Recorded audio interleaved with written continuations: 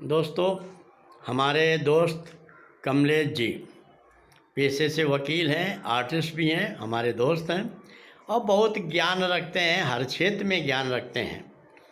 और आज हम एक वीडियो बना रहे हैं दादा साहेब फाल्के के बारे में। और ये वीडियो में दादा साहब फाल्के के बारे में कमलेश जी आपको बताएंगे। मित्रों, जैसा आप जानते हैं कि हर चीज़ की गंगोत्री होती है। गंगा जी गंगोत्री से निकलती हैं, यमुना जी यमुनोत्री से निकलती हैं। तो जो स्रोत होता है उसे उद्गम स्थान कहा जाता है। तो आज हमारे भारतीय सिनेमा का जो उद्गम स्थान है वो आदरणीय दादा साहेब फाल्के जी से जुड़ा हुआ है। या हम यूँ कह सकते हैं कि हिंदी फिल्म इंडस्ट्री का या भारतीय सिनेमा कह लें तो बेहतर होगा, भारतीय सिनेमा का उद्गम स्थान परम आदरणीय दादा साहेब फाल्के जी। दादा साहेब फाल्के जी का जन्म नासिक में हुआ था। इनका पूरा नाम है धुंडीराज गोविंद फाल्के। गोविंद राव इनके पिताजी थे। ये 6 सिबलिंग्स थे, 6 भाई बहन थे, 4 बहनें थी और 2 भाई थे। शुरुआती शिक्षा दीक्षा इनका जो जन्म स्थान है महाराष्ट्र में नासिक, वहीं पर हुआ, त्र्यंबकेश्वर के विद्यालय में। वहाँ से इनका कुछ एजुकेशन बड़ौदा में भी हुआ, जो कि इस समय गुजरात स्टेट में आता है। और जे स्कूल ऑफ आर्ट्स बम्बई से भी इन्होंने स्नातक की उपाधि की, वहाँ पर भी इन्होंने अपना शिक्षा ग्रहण किया। पेशे से इंजीनियर थे। रुचि इनकी फोटोग्राफी में ज़्यादा थी। तो अपना पैसे का यहाँ वहाँ से जुगाड़ करके इन्होंने, जैसे बच्चों में एक ललक होती है, पॉकेट मनी वगैरह जो भी पाते हैं उससे अपनी इच्छा को पूरा करने में लगा देते हैं। तो किसी तरह से उन्होंने मैनेज करके कैमरा भी ख़रीदा। इनका नासिक में एक छोटा सा स्टूडियो भी था उस ज़माने में। तो एक फिल्म थी मित्रों, द लाइफ ऑफ क्राइस्ट। तो दादा साहेब फाल्के जी द लाइफ ऑफ क्राइस्ट ये मूवी देख करके बड़े प्रभावित हुए और तब इन्होंने निश्चय किया कि मैं भी अपने देवी देवताओं के ऊपर इस तरह की फिल्में बनाऊंगा। तो सबसे सर्वप्रथम चलचित्र जो भारतीय सिनेमा का फिल्म है वो था राजा हरिश्चंद्र। मैं आपसे कह दूं, राजा हरिश्चंद्र बनाने की जो प्रेरणा थी दादा साहब फाल्के को द लाइफ ऑफ क्राइस्ट देख करके ही मिली। और ये जो पहली फिल्म कहते हैं राजा हरिश्चंद्र, एक मूक फिल्म थी, साइलेंट मूवी थी। देखिए धीरे धीरे एवोल्यूशन होता है। आदमी भी पहले जंगलों में था, नंगे रहता था, कच्चे मांस खाता था, बिना छिलके निकाले फलों को खा लेता था, पकाने की उसको विधि नहीं पता थी।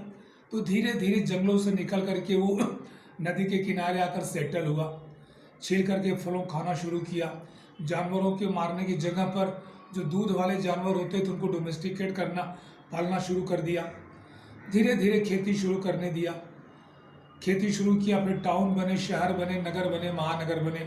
और आज आप इस तरह से 5 सितारा संस्कृत के जीवन में जी रहे हैं। इतना डेवलप्ड लाइफ है। जैसे कहते हैं ना कि Rome was not built in a day. तो आज जो आप 5 सितारा लाइफ जी रहे हैं मित्रों, ये कोई ओवरनाइट नहीं हुआ है, सदियाँ इसमें बीत गई हैं। तो आज जो आप मूवी देख रहे हैं, इतनी सारी टेक्नोलॉजी उसमें आ चुकी है। पहले ऐसा कुछ नहीं था। साउंड की भी जानकारी लोगों को नहीं थी कि उसमें साउंड कैसा डाला जाए, साउंड ट्रैक कैसा हो। तो मूक फिल्में बना करती थी। और सबसे पहले वो जो मूवी, जो चलचित्र होता है, चलता हुआ पिक्चर फिल्म, वो थी राजा हरिश्चंद्र। स्वाभाविक रूप से एक साइलेंट मूवी थी। उसके बाद प्रेरणा पा करके इन्होंने सती सावित्री, लंका दहन इत्यादि धार्मिक फिल्म दादा साहेब फाल्के जी बनाते चले गए। लंका दहन इनकी बड़ी सुपरहिट फिल्म साबित हुई, काफ़ी ज़्यादा इनको आमदनी मिली। और उसकी जगह से, उसकी वजह से अगर कहा जाए तो बेहतर होगा कि लंका दहन की कामयाबी से जिनको पैसे मिले, एक कलाकार थे, दिमाग इनका बिल्कुल कंस्ट्रक्टिव था, प्रोडक्टिव था फिल्म लाइन में ही। तो किसी और दूसरे व्यवसाय में नहीं गए।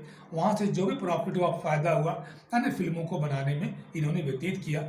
एक समय ऐसा भी आया कि बहुत सी फिल्में इनकी नहीं चली, आर्थिक तौर पर इनको बड़ा नुकसान हुआ। तो फाइनेंसरों ने हाथ खींच लिए, फाइनेंस करना बंद कर दिया। उसी समय वर्ल्ड वॉर शुरू हो गया। देखिए इनका जन्म कब हुआ था? 1840 में, सॉरी 1870, 1870 में इनका जन्म हुआ था और 1944 में इनका डेथ हुआ। यानी पूरा का पूरा जो पीरियड था वो बिफोर इंडिपेंडेंस पीरियड था। उसी में वर्ल्ड वॉर सेकंड भी हुआ, उसी में प्लेग की बीमारियां भी आई, बहुत से जद्दोजहद भी हुई। और ख़ास करके मैं आप बताऊं, इनकी जो वाइफ थी सरस्वती जी, उन्होंने अपने गहनों को बेच करके वो फिल्म बनाने में इनका सहयोग किया। कहते हैं ना, हर कामयाब आदमी के पीछे किसी न किसी स्त्री का हाथ होता है। तो दादा साहब केशव फाल्के की कामयाबी में भी इनकी पत्नी सरस्वती जी का बहुत बड़ा हाथ था। सरस्वती जी जो फिल्म के जो यूनिट होती थी, कहते उस ज़माने में कुछ ज़्यादा तो नहीं, फिर भी 40 की कम से कम एक यूनिट होती थी, 40-50 लोगों की।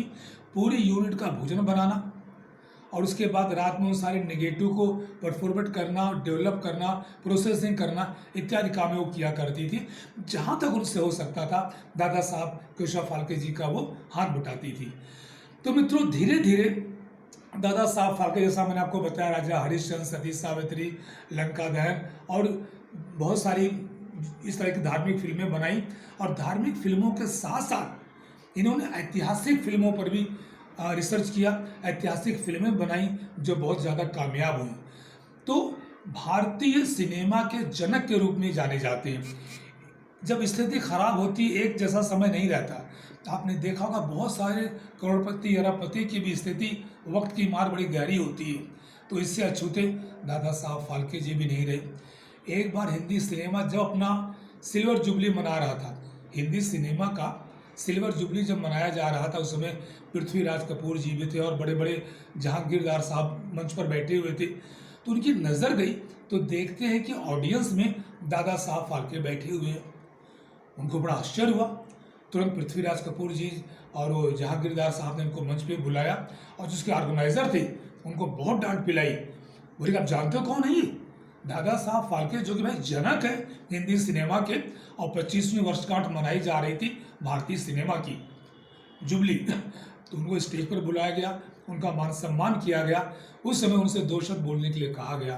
तो दादा साहब फाल्के ने ये सम्मान पा करके बड़े भावुक हो गए। जब इंसान देखता है ना कि अपनी ही बनाई हुई चीज़ों के जब एक निगलेक्टेड फील होने लगता है तो बड़ी आत्मग्लानि होती है कि अपने लोग ही देखिए आज उसे किस तरह से पहचान भी नहीं पा रहे हैं। लेकिन पृथ्वी कभी भी अच्छे लोग भी रहते हैं, बुरे लोग भी रहते हैं। तो उस समय इनको 5,000 रुपये दिया गया। उस ज़माने में 5,000 रुपये बहुत ज़्यादा होता है। तो 5,000 रुपया दे करके जहांगीर साहब, पृथ्वीराज कपूर इनका सम्मान करते हैं। और वो 5,000 रुपया दोस्तों ये जा करके वहाँ पर फिर अपना एक स्टूडियो जो था इनका, इसको रिनोवेट करते हैं, ज़मीन खरीदते हैं नासिक में वो बनाने के लिए। लेकिन कुछ चीज़ें होती हैं कि जनरेशन टू जनरेशन पास नहीं हो पाती हैं। हर राजा का लड़का राजपुत्र नहीं बनता, हर एक लायक लड़के का लड़का जो है लायक नहीं निकलता।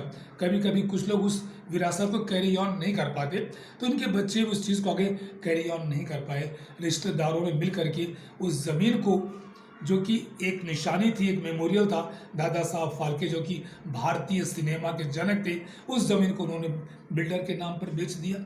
आज वहाँ पर एक बहुमंजिला इमारत बन गई है। महानगर पालिका ने वहाँ पर एक बोर्ड लगवा दिया है नासिक में कि ये जो है एक ज़माने में यहाँ पर दादा साहब फाल्के जी रहा करते थे। हालांकि वहाँ पर एक म्यूज़ियम बनाया गया है, ये हाईवे के करीब में पहाड़ों के बीच में, दादा साहब फाल्के जी का, जहाँ पर इनकी जीवन से जुड़ी हुई सारी चीज़ें वहाँ पर आपको मिल जाएंगी। तो मित्रों, भारतीय सिनेमा में सबसे इम्पोर्टेंट, सबसे अहम, सबसे कीमती और सबसे महान कलाकार को जो पूरा लाइफ अचीवमेंट अगर कहा जाए, वो अवार्ड जो है वो दादा साहब फाल्के अवार्ड है। तो भारतीय सिनेमा का सर्वोच्च अवार्ड क्या है? दादा साहब फाल्के अवार्ड। तो दादा साहब फाल्के की इतनी अहम भूमिका है, आज हमारी फिल्म इंडस्ट्री को एक राजा हरिश्चंद्र मूक मूवी से लेकर के आज इस इतने अंतर्राष्ट्रीय फिल्मों से मुकाबला हमारी फिल्म इंडस्ट्री कर रही है। इस मकाम तक पहुंचाने का श्रेय अगर किसी शख्स को जाता है तो वो महाराष्ट्र की धरती पर नासिक शहर में पैदा हुए धुंटीराज गोविंद फाल्के साहब को जाता है। उन्होंने ही उनके दिमाग में अपनी पढ़ाई लिखाई करने के बावजूद उनका जो रुझान था फोटोग्राफी के प्रति, फिल्मों के प्रति, साइलेंट मूवीज से लेकर के आज टॉकी मूवी तक पहुंचाने का श्रेय दादा साहेब फाल्के को गया है। तो आज हम इस वीडियो के माध्यम से उन्हें अपनी पुष्पांजलि अर्पित करते हैं और उन्हें हम तहे दिल से प्रणाम करते हैं।